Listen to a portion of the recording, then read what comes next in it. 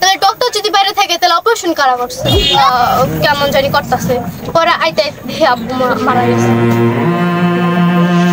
আর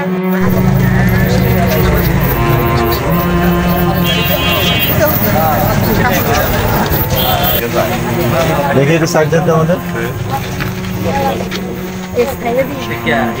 তারপরে নিয়ে দিকে আসছে পরে 10-11টার দিকে আব্বুর অপারেশন থিয়েটারে ঢুকেছিল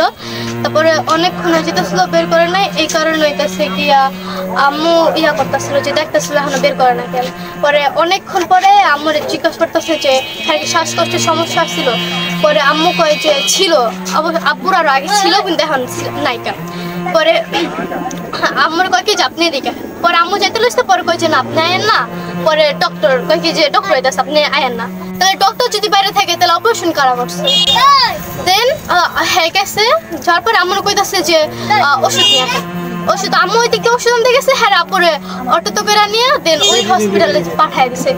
তো পরে আম্মু ধরেছে আব্বুরে অন্য হসপিটালে নিয়ে যেতেছে আব্বুর নাক দিয়ে মুখ দিয়ে ছেপড়ি পড়তেছে আর কি ফ্যানের মতো বেরিয়ে গেছে তো ওরা দেখাই তো পরে আম্মু বাসায় ফোন দিচ্ছে তখন 4টার মতো বাইচা গেছে তখন আমার ফোন দিয়ে কয় যে আব্বুর এমন এমন অবস্থা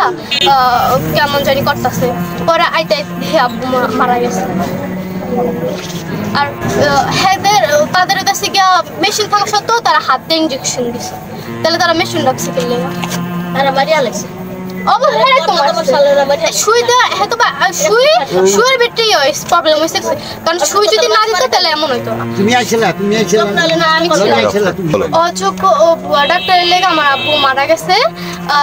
আমি এটা ন্যায্য বিচার চাই সরকার যেন এটা কঠিন বিচার করে আমাদের মতো ছোট ছোট শিশুদের জন্য অল্প বয়সে বাবা না হারাই